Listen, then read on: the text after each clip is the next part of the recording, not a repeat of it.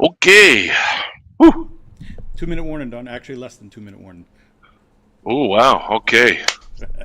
All right, head in the Let game. me We're just, at a minute and 30 roughly. okay. So good Thank luck, you. Don, and I'll catch you on the other side. Thanks, Anders.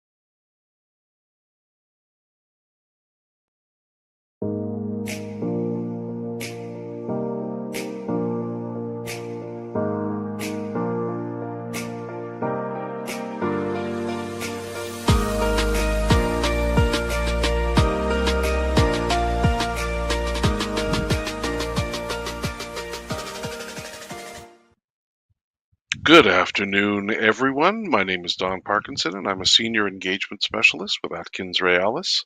Today, we are continuing our series of live stream and radio topics on the Northern Road Link project as it moves through the provincial environmental assessment and federal impact assessment processes.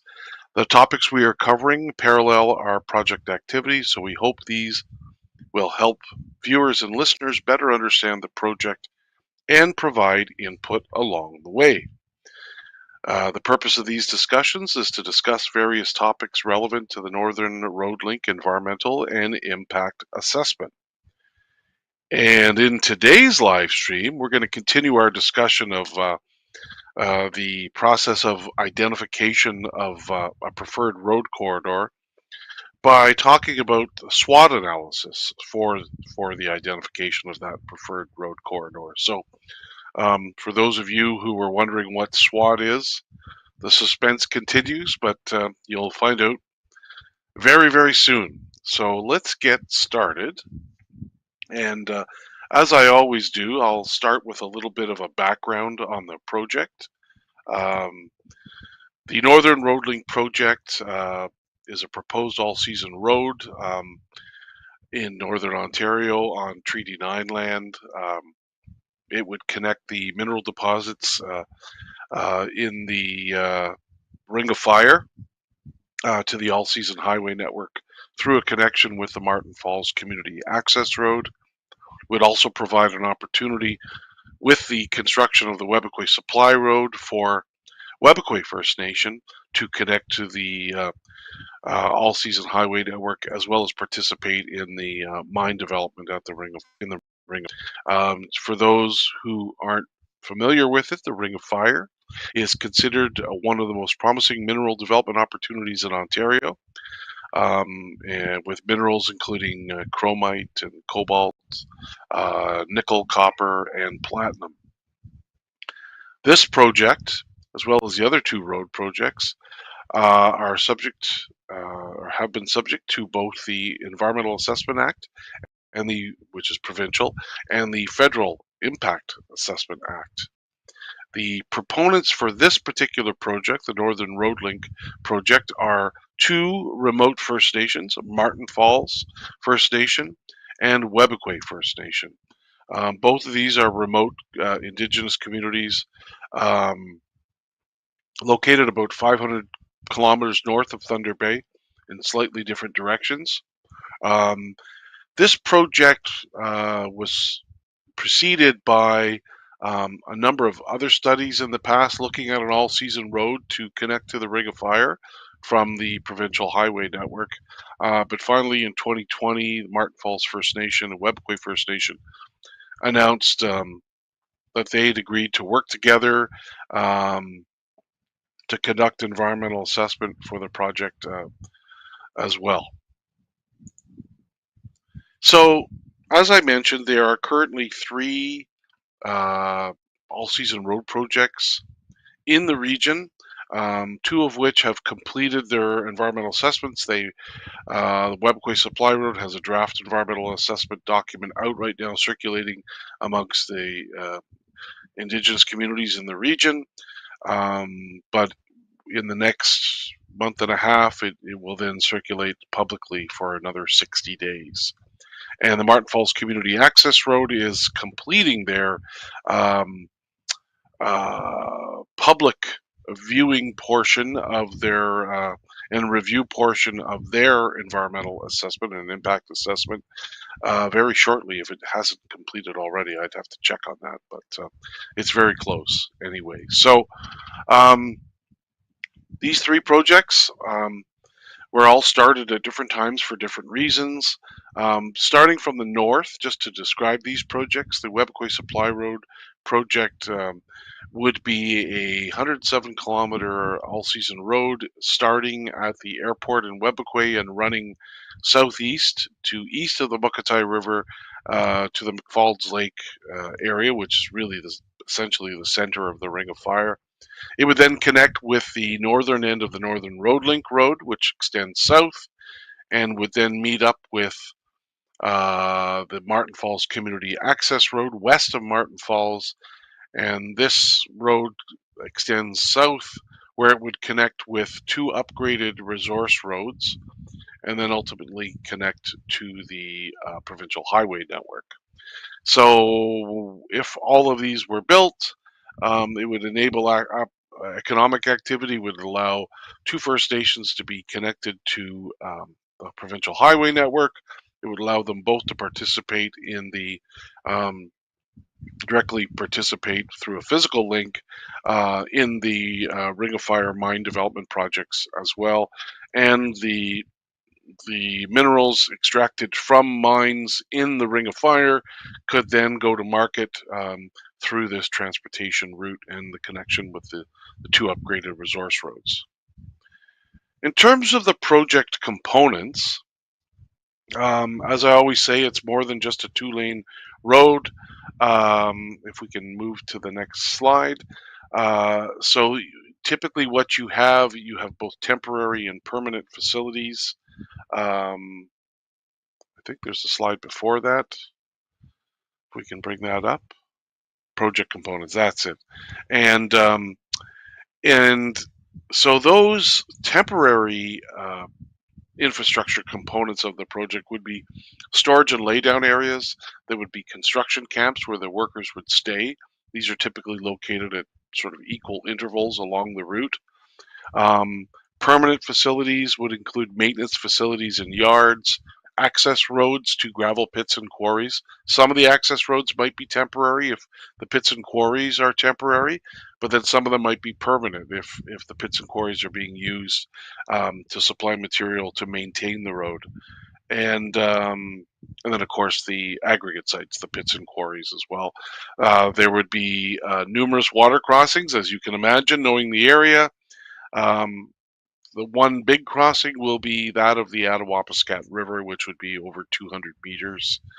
The road itself could range anywhere between 117 kilometers and 164 kilometers, depending on the preferred corridor that's selected.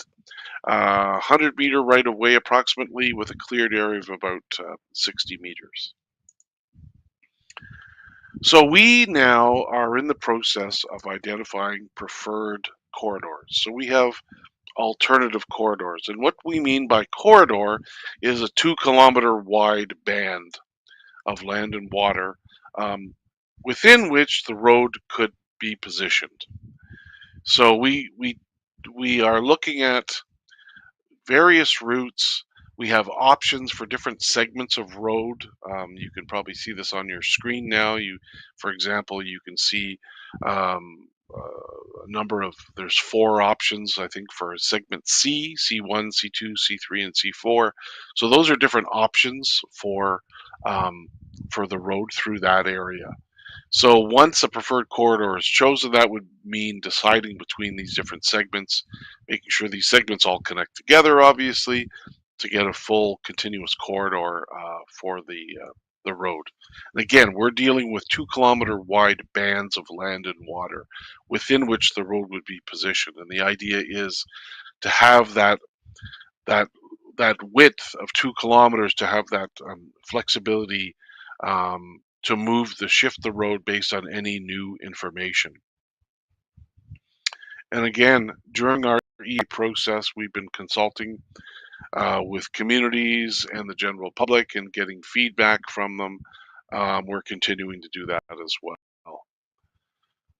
So we talked about this a little bit last week. Some of the terms used in alternatives assessment, it's important to know these when we're talking about this topic. So some of the terms would include things like factors. Factors are sort of high-level groupings or considerations that group together sets of common criteria or things that we consider when looking at choosing between and evaluating corridors. So for example, the natural environment. And then within these factors, we have criteria or valued components, which are like a subset or a subgroup within each factor. So in the case of natural environment, it could be caribou. And then we have these things called indicators. And indicators are how to represent or measure the criteria. So looking at effects, how do we do that? So for example, if you're looking at caribou, it might be the area of nursery habitat that is removed from installation of the road. Another term that we use is data sets, and typically when we use the term data set, we're referring to GIS layers that represent each indicator that are used in the model that we talked about last week to help us make decisions in terms of identifying a preferred corridor. We have weightings. Weightings are basically how we prioritize one factor over another in the simulation and the modeling that we do to evaluate the different corridor options. And then we have scoring, and then that's how we represent each indicator in the model. So those are important terms to know. So now let's move to the topic of the day, which is the SWOT analysis, and explain what this actually is. So SWOT stands for strengths, weaknesses, opportunities, and threats. And this is a way decisions are made by going through and identifying strengths, weaknesses, opportunities, and threats. It could be of an organization or of a project or of a product. In this particular case that I have on the screen right now, we're talking about a product. So imagine a cosmetic product. The strengths of it might be it works really well. It has very nice, high quality packaging that's attractive and to the eye. It's all natural, no chemicals. It's all organic, right from the earth. Um, it has very loyal customers, and people who use it love it. Now, the weaknesses of this product could be it's very hard to use, it's hard to apply with your fingers. Um, it's not well known, so there's low brand recognition. There's a lot of other natural products out there that don't really have any real effect at all. They're not very good, and so it may get lumped together with all of those unfairly. And then the other thing is the price and the ingredients might be high because they're organic. They might be harder to produce or harder to get. So that's a negative as well too. Could also provide opportunities, though the same product. So there's a possibility that there could be partnerships made with organic farmers to bring down the cost of the ingredients. Um, They could provide samples to loyal customers to help try to extend that. Use those as a way of trying to find more customers, expand the market. Um, they can be handed out to family and friends, so word of mouth opportunities. They could improve the applicator tool or the way that it's applied to make it less difficult. Um, and they could advertise to promote recognition of the brand. There could be some threats though too, right? So let's look at threats. If it's a unique product on the market, but it's easily copied by competitors.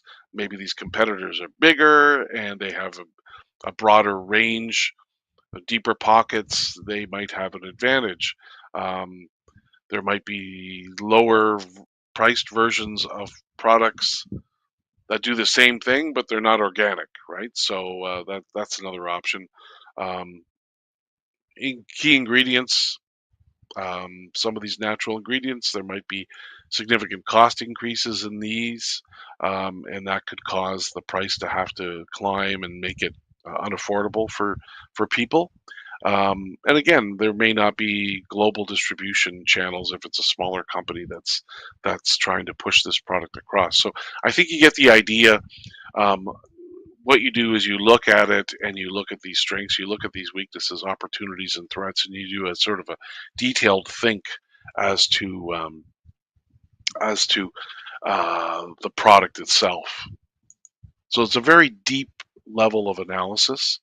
It's not necessarily complicated, but it's still a fairly deep level of analysis.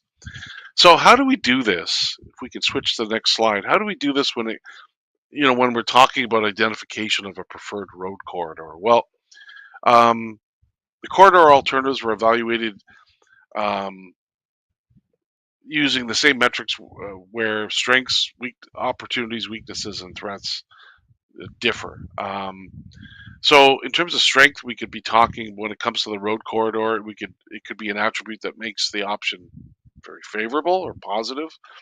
Weakness could be an attribute that makes an option unfavorable because it creates challenges or drawbacks. And I'll get into the specifics in a minute.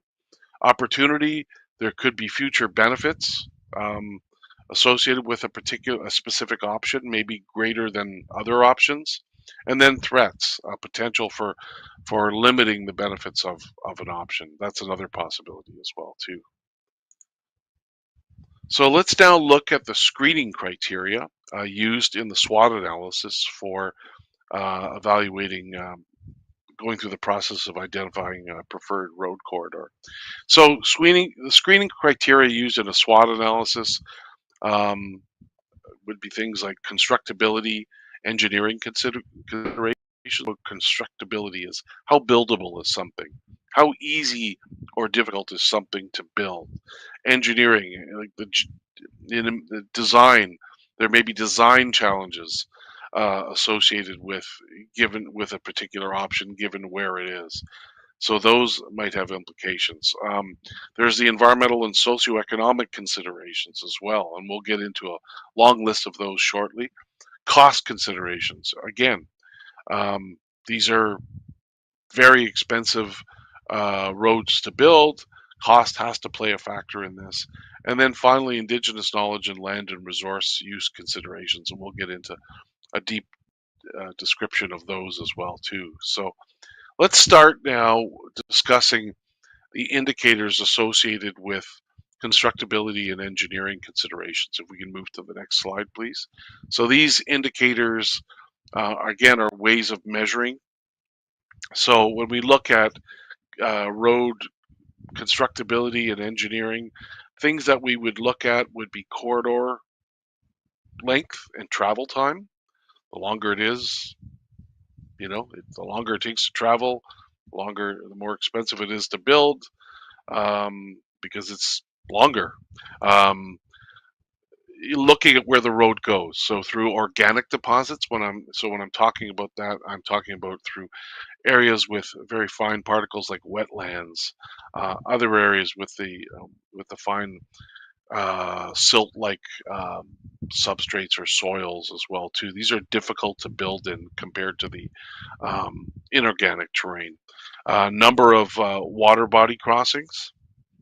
Uh, so how many times does it cross a river, lake, or stream? The length in kilometers on inorganic or easier to build on terrain, including eskers. So when we talk about inorganic, we're talking about soils that don't have biological material associated with them. So things like gravel and sand, uh, things, terrain or soils like that, and then length in kilometers on actual permafrost, which is not a significant factor in our area, but still something to consider. Let's move now to the next slide. We're going to talk about the many economic and socioeconomic considerations. So there are, as I mentioned, a lot of these. Some of them indicators might be community-based land use plans. Some communities have draft or finalized community-based land use plans. The area that uh, through which of the road within First Nation reserve lands is a factor, area within trap lines, um, length of historic First Nation trails that might be impacted by the road corridor, area of provincial parks, number of areas of natural and scientific interest, the area within each of those areas, environmentally significant areas, the number of them, the number of areas through which maybe the road corridor would travel, how close the road corridor is to Martin Falls and Webequie communities, how close they are to other communities, um, area covered by upland vegetation, which is higher and drier, easier to build on. Area covered by wetlands, which is more challenging to build on. Area covered by rock barren, which is challenging but not as challenging as wetlands. The number of groundwater wells that might be impacted by the road corridor. SAR species, so species at risk. Category 1 caribou use areas in hectares. So, for example, does the road corridor go through these areas, and what is the area of the road corridor that runs through these Category 1 caribou use areas or the Category 1 caribou nursery areas? Areas of mineral claims, and then areas of forest management units as well. So lots of different indicators associated with environmental and socioeconomics. And then next we look at cost considerations, and if we can move to the next slide. And when we're talking about cost considerations, there's cost rankings, there's the area of caribou habitat and range, the number of caribou calving sites, because avoiding these areas has cost implications, and then land cover, so the type of land or terrain through which the road would go. That impacts cost. The more it goes through the James Bay wetlands, through these muskeg areas, the more expensive it is to build.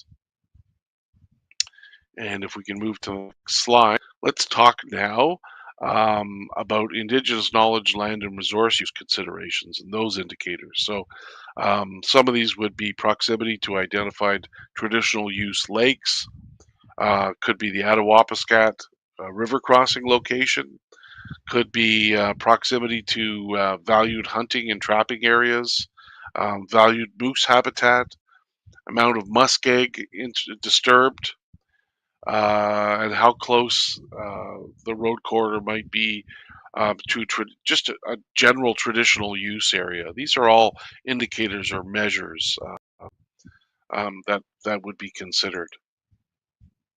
So let's move now to talk about the weighting. So when we talk about indicator weighting, indicators or measures of impacts were assigned weights or levels of importance, I guess is another way to describe it, to capture their importance for the analysis. The weight make sure that the indicators with the most significant impact in that decision-making process based on the input of experts and the community members and the general public are represented proportionally or to the same the correct extent that they should be. If they're really important, they should be represented and weighed so that they are very important in this decision-making process. And so the project team and the working group has developed these weightings for each indicator through meetings and discussions. Then we move on to what we call the scoring of the corridor alternatives. So the project team has identified the metrics for each indicator based on criteria. These metrics are another word for measures of an indicator. Remember, I talked about things like area in hectares or length in kilometers. What we do then is we take those indicator metrics and qualify them or categorize them as favorable or unfavorable through discussions with the project team and the working group representatives. So we would, for example, shade the favorable indicators as green and the unfavorable ones as red. No shading would be neutral, meaning they're not neither favorable or unfavorable. They have no real effect. And then when it comes to actually identifying the most to least preferred corridors, you add up all the favorable indicators to get a total score for total favorable score, and then you do the same for unfavorable indicators to get a total unfavorable score. And then the total favorable and unfavorable scores are used to rank the corridor alternatives in order of preference from 1 to whatever the number of alternatives is. I just said 4 here, just for simplicity's sake, where 1 is the most preferred, 2 is moderately preferred, 3 is less preferred, and 4 is least preferred. And so the corridor alternatives with the higher total favorable scores and the lower total unfavorable scores are considered preferred. They're the most preferred. So you put these judgments in based on input from the project team and the working group, and apply these categories, and it allows you to take all this information and boil it down into which ones are the most favorable, which ones are the least favorable. So you're grinding down a lot of information to give you an answer. So it's pretty a comprehensive way of doing things. If we can move to the next slide now. Do a quick summary now, because I know it was a lot of information. So I'll just remind everyone again that each alternative corridor segment is 2 kilometers wide. So the idea being it gives us room to shift the actual position of the road within that corridor, a 2 kilometer wide corridor, based on new information that may appear, new things that we discover because we don't know everything about everything when we study after we've done the studies. When you're on site, you discover new things, and there might be reasons to shift the position of the road in certain areas. These alternative corridor segments are compared using multiple criteria or different things like natural environment, physical environment, and each criterion, meaning one of these criteria, such as Caribou, has measures called indicators, and these indicators are used as the data for the model because they measure something. The model is computer software. It evaluates the corridor segments. Consultation and engagement is used to inform the whole process, help us make decisions, help us categorize and qualify things. And the indicator metrics out of this process were qualified as either favorable or unfavorable or neutral, meaning they have no impact. And then the corridor alternatives, again, with the higher total favorable scores and the lower total unfavorable scores, were preferred because they were the most favorable but the least unfavorable, if you know what I mean. So that's how we go through that decision process. That's a SWOT analysis applied to road corridor selection. So I hope that was clear for everyone. I know it was a lot of information in a short time, but I think it's important that everybody understand the process that we go through It's not a simple process, but it's transparent and it can be explained. So with that wraps up today's discussion. We hope this was helpful and encourages you to join us again soon. Don't forget to keep in touch with our project team members via the contact information available on our website, northernroadlink.ca. And make sure to look out for project updates on social media and our website.